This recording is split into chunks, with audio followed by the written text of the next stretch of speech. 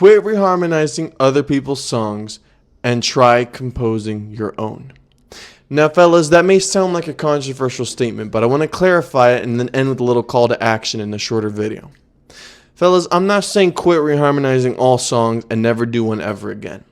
But I'm talking to the people who reharmonize songs, who have an extensive experience and knowledge of how to reharmonize a song, how to harmonize the melody.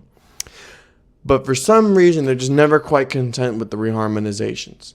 Who I'm talking to essentially is the people who are LARPing as people who want to reharmonize because they're too afraid to try and compose their own originals.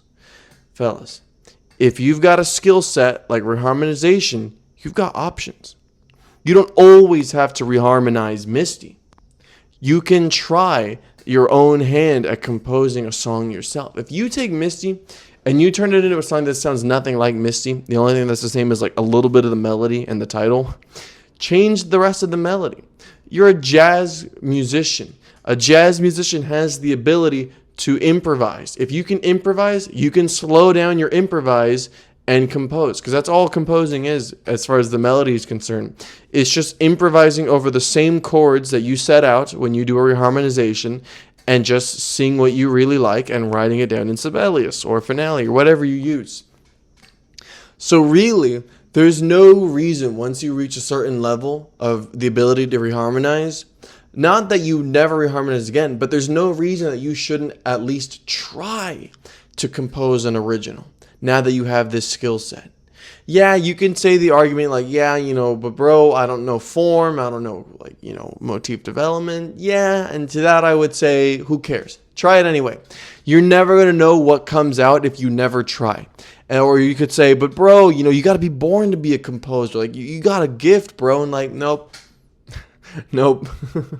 The only gift that you could maybe say I have is like confidence at the piano, and I would say I absolutely have almost none of that. You do not need to have a gift to be able to compose.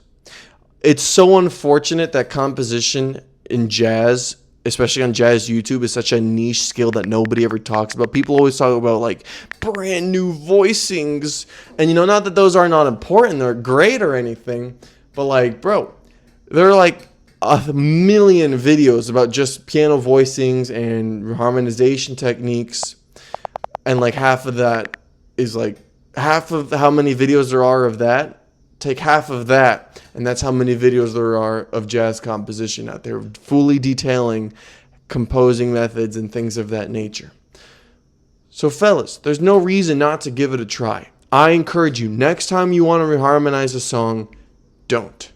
Take the emotion, the description of the quality that you wanted for that reharmonization, and put it in an original. And I'm not talking about, when I say reharmonization, I'm not talking about, putting extensions and just changing a few chords out for their tritone subs. I'm talking like, take Misty, and then it sounds like Giant Steps when you're done. That's what I'm talking about. That is reharmonization. But at what point is it just reharmonization that wants to be composing? The analogy I'll give is like raising a kid. It's like babysitting versus raising a kid. You're raising this kid that's not even yours as a babysitter, and you're doing it for payment. But bro, like, I'm telling you, it's not your kid. It's not your song. I'm not saying don't put effort in any song that isn't yours, but there's a special quality, a special pride, a special experience in having a song that is yours. And if you reharmonize these songs in the way that you do, turning Misty into Giant Steps, you've got the skill set to do this. You just got to go out and do it. So that's it. I hope you enjoyed the video. See ya. Bye.